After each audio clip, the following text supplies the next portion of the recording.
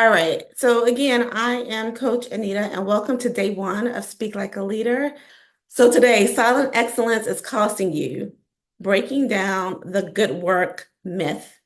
Our theme for today is around the mindset reset and value recognition that I want you to use as a level set for today as we go through the rest of the week. Throughout this week, we're going to cover a number of topics. So the days will build.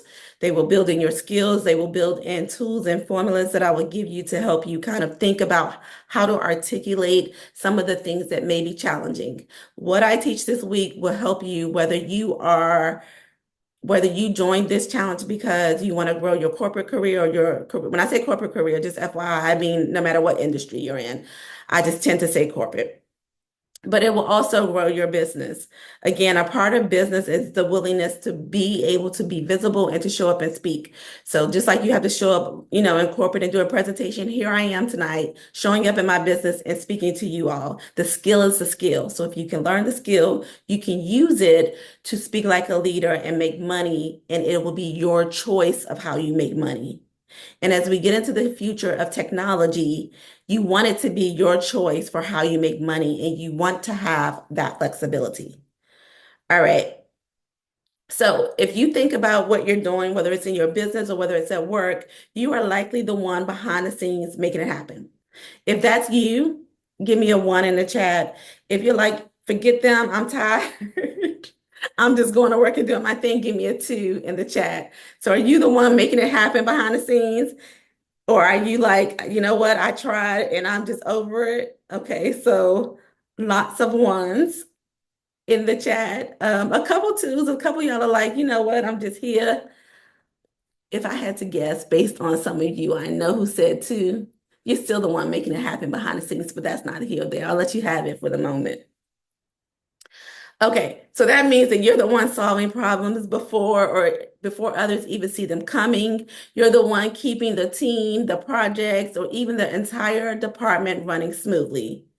And you're likely the woman who is, even on your business side, pouring that same amount of excellence into your business and trying to grow your career and business at the same time, which likely probably has you feeling a little burnt out.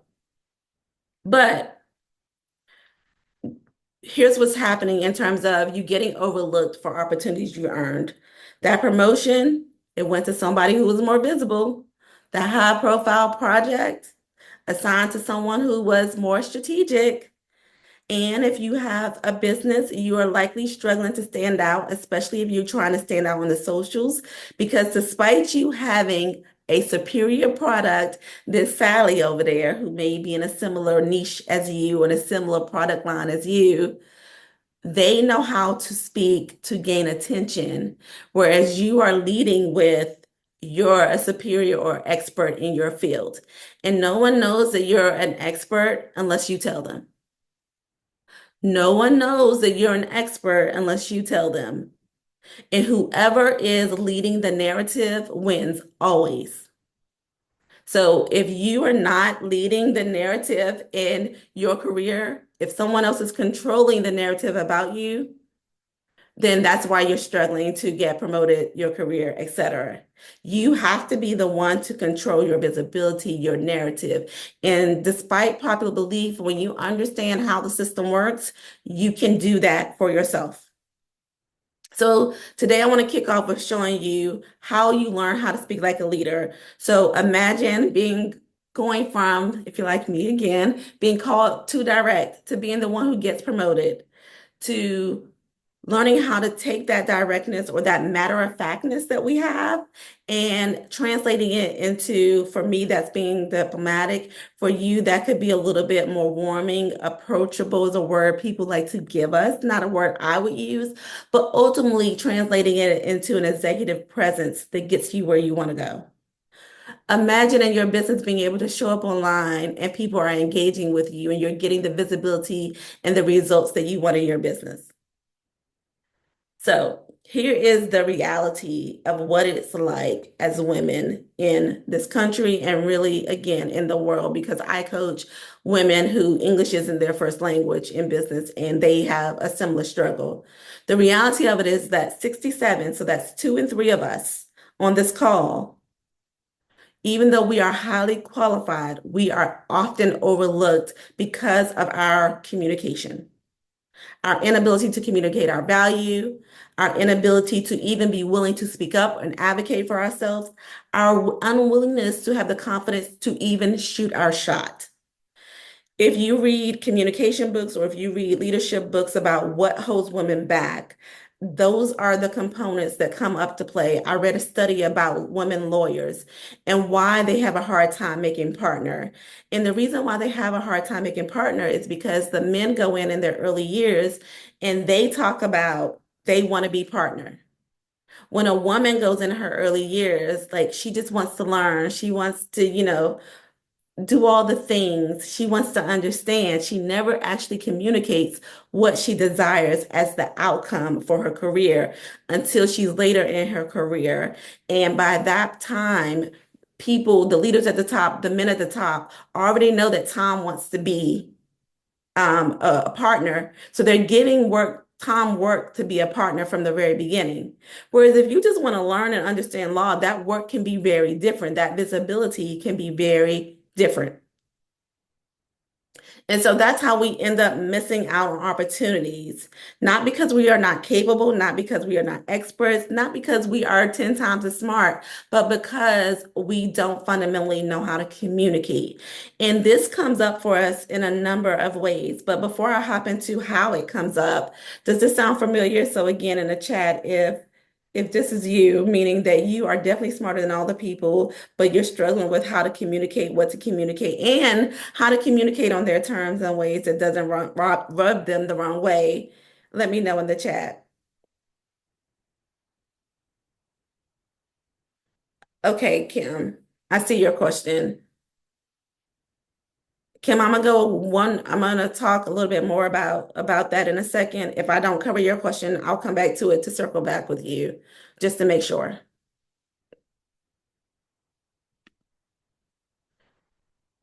So again, we have been talking about, yes, communicating on their terms. This describes me to a T. Yes. Okay, so we've been talking about inside of CWL, Confident Women Lead, a lot about this. And so let me say it directly for anyone who's not inside of CWL. It is not your work, it's your words in one way or another.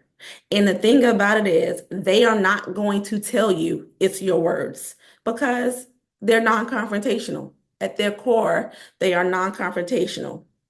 So if you're getting to exceed expectations, but you're not getting promoted, it's how you're positioning yourself and it's your words. If you are direct like me, it's probably your words. If you're matter of fact like me, it's probably your words. And unless you have a really good boss and probably a white male boss who is comfortable with you, they are not going to tell you it's what you're saying. And if they do tell you it's what you're saying, they're not going to say it in a way that you directly catch. And let me give you an example. One of my white peers said to me one day, she said, Anita, if you was just a little bit more, softer, warm and fuzzy, things would be a lot easier for you. You could, get promoted, go a longer way. Essentially was the conversation. And my initial reaction was, I'm never going to be warm and fuzzy. Listen, I can be warm, but fuzzy, I don't even know what fuzzy is. I mean, y'all might know what fuzzy is, but I'm not fuzzy. Warm, engaging, approachable, sure. Fuzzy, like what is that? Like a teddy bear? I don't know what fuzzy is, but that was my defensive thought. When I sat back to think about it, understanding what I understand about corporate and the system now, what she was really trying to tell me was people are talking about me. What's standing in the way is how I talk to people. You catch that? People are talking about me. They are recognizing my work. What's standing in my way is how I talk to people or how they perceive that I talk to them. And remember, communication is effective when the person on the opposite end can receive it. So even though we might be right, even though we might think that our directness is effective, if the person on the opposite end can't receive it because it's not the way they take in communication or like to take in communication, then it's not effective. And therefore, it doesn't make it the fastest path to getting the outcomes you want. So you are not doomed. Listen to me, you're not doomed. If the very direct, matter of fact, highly intelligent me can find a way to finesse it in the system, you can too. If you are someone who is in the Northeast, I know this might feel like it's outside of possibility for you, but I promise it's not. It's just a mindset shift. It really is just a mindset shift. And believe it or not, you have the skills, right? Like you have the skill. If you are a Gen X, you probably grew up in old school church where you learned how to communicate. We just stopped old school church. We stopped the things that we did. We stopped the cultural things that we did that gave us the skill to be communal, to talk to each other, to be able to work together, to do things in a broader community context or a deeper community context than we have right now. So because we're out of practice, it feels foreign. But in reality, we have the skills. You had that Easter Sunday poem or that Christmas poem. You know how to get up in front of people and speak. Now, if you are not Gen X or older millennial, your mama and them know. I know. The people in this community know. We got you, right? But you do have the skill. You just haven't practiced the skill. And if you were someone who was like, I didn't want to get up there and talk in front of people, even when I was a kid, it's okay. I grew up Pentecostal holiness and you didn't really have a choice. But I've always wanted to be a speaker. So for me, it's a part of my purpose. I am the person who, in, we could call it Junior Missionary or Young People Institute, I wanted to be the junior MC. I've always wanted to be a leader and I've always wanted to kind of speak. And I did that in a number of ways, from writing poems and things like that. Your purpose is your purpose. It showed up along the way. You just don't know, you just haven't been shown how you can apply it to corporate.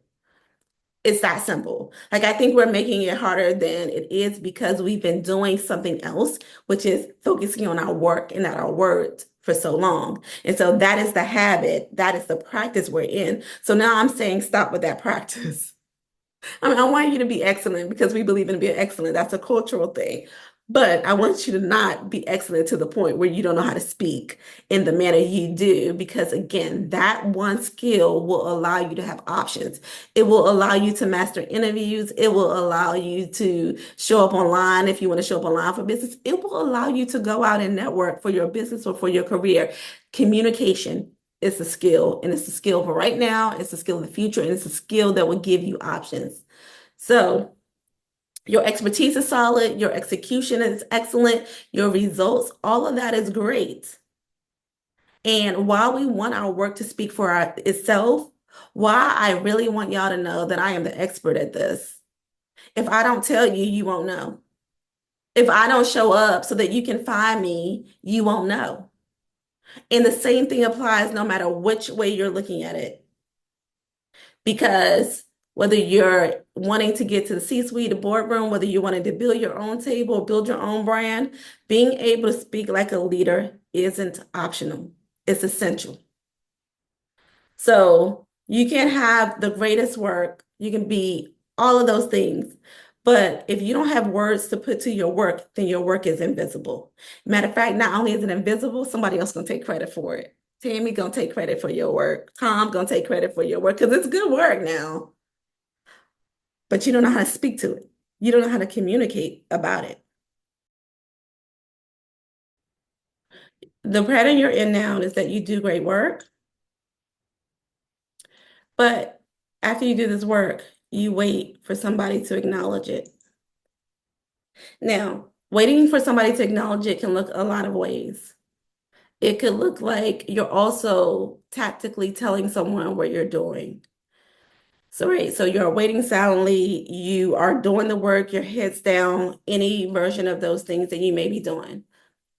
But then you get overlooked. Now you feel frustrated, but your answer to frustration is typically to do more great work. If I just work harder, if I just exceed expectations more, if I even ask them, what can I do better? Maybe they'll give me one more thing.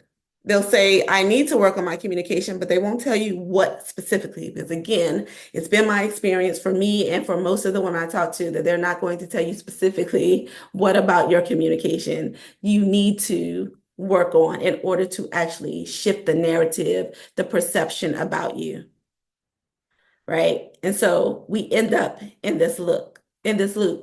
So anybody knows anything about this cycle? This cycle keeps repeating because we tend to try to change the wrong thing. And what we try to change is the work instead of the words that we're using or communicating differently.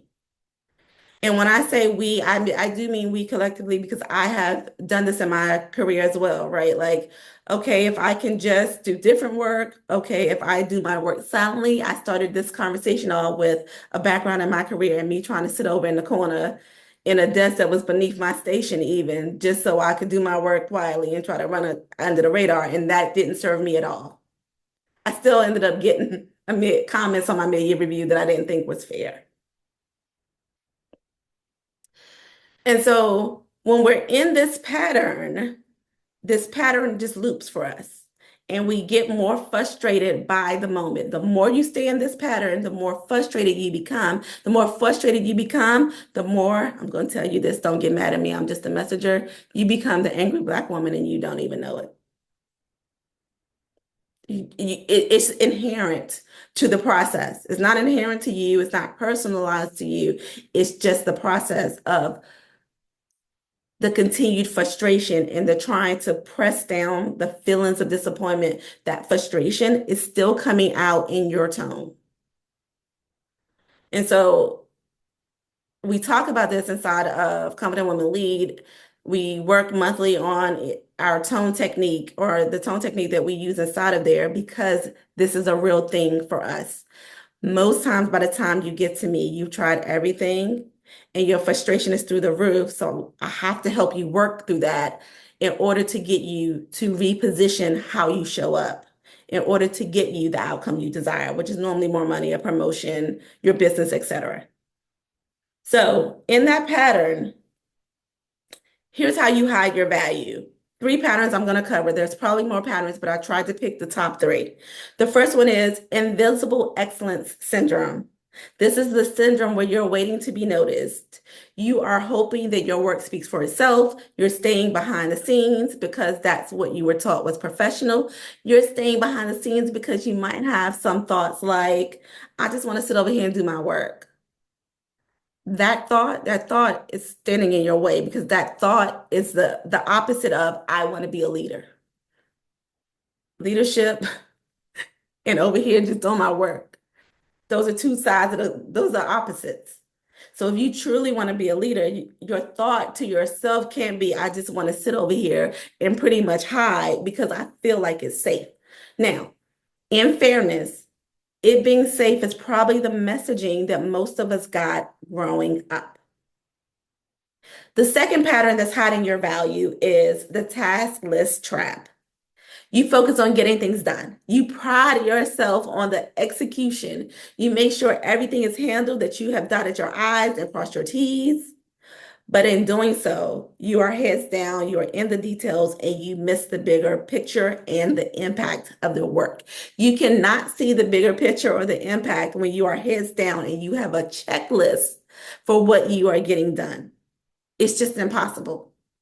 When you have so much information about the level of details, pulling that up becomes even more difficult from a communications perspective.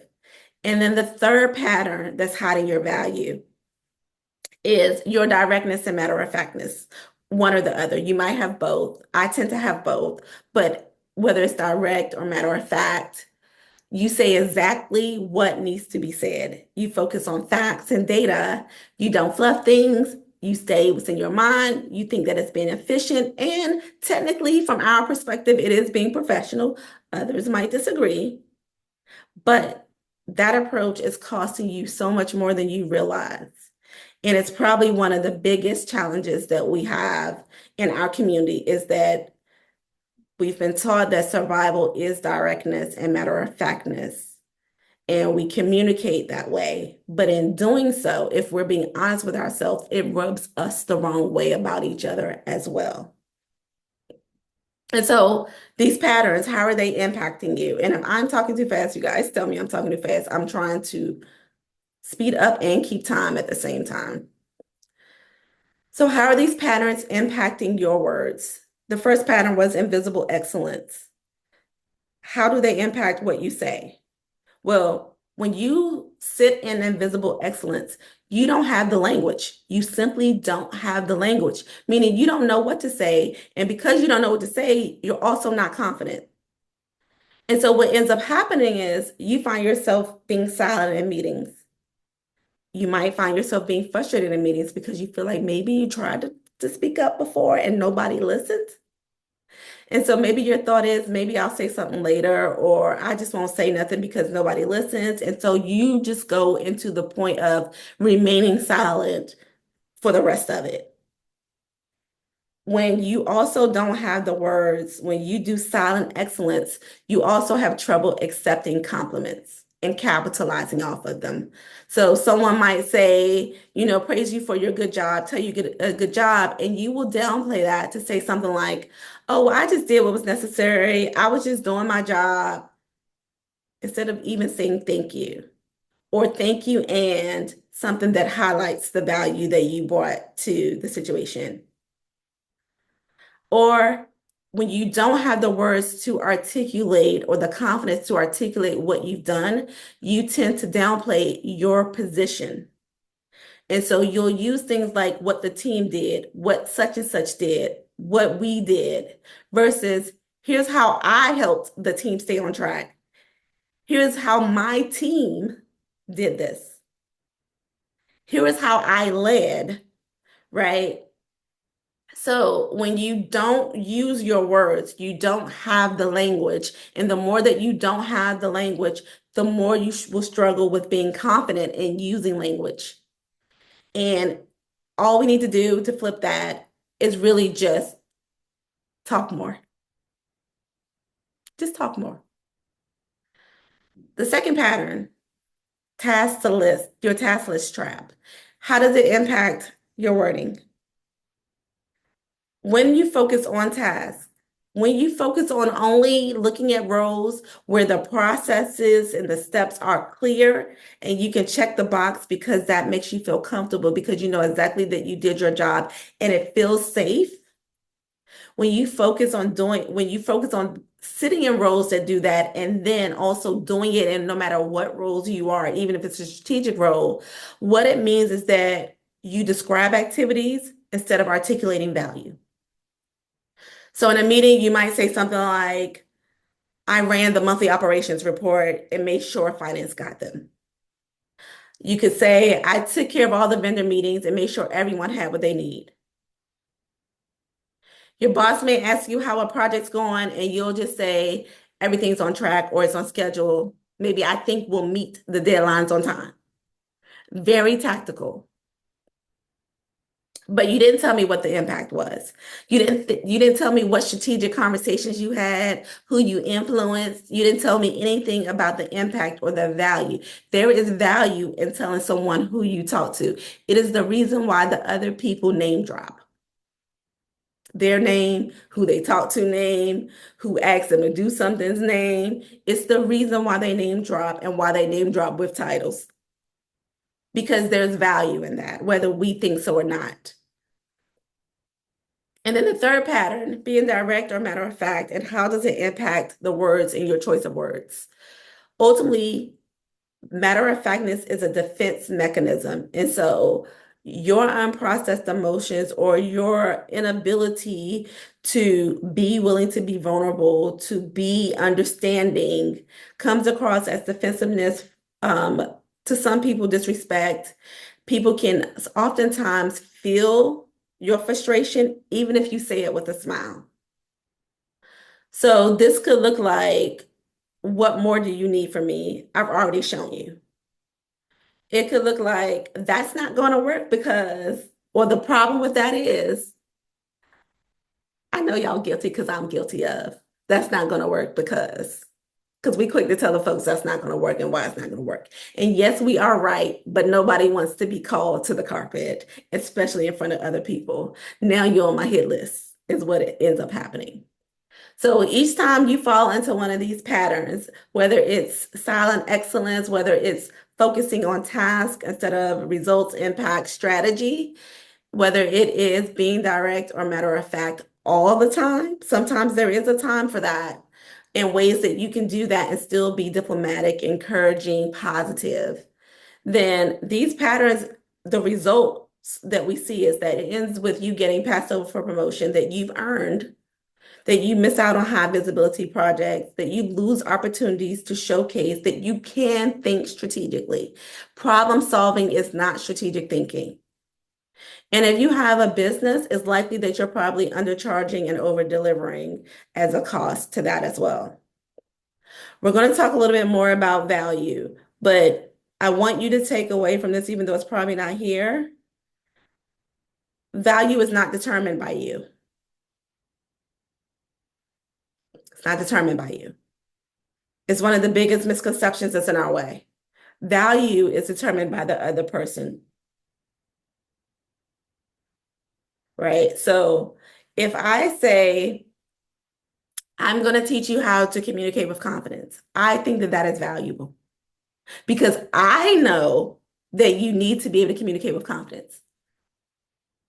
You like, okay, thank you for the information. I know that.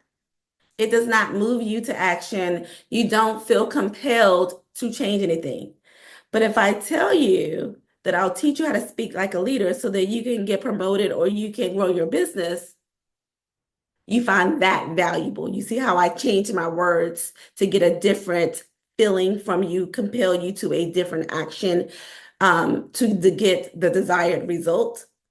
I said the same thing. I just said it differently. Same thing is happening for you at work.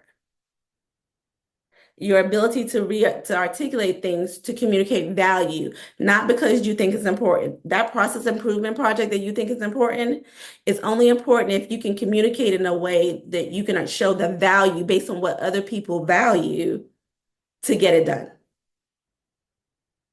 And we'll be talking in the coming days about how do you know what's valuable to the other people?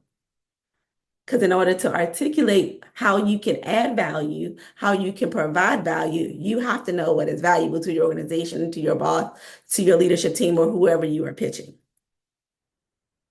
And be able to articulate in a way that grabs their attention from there.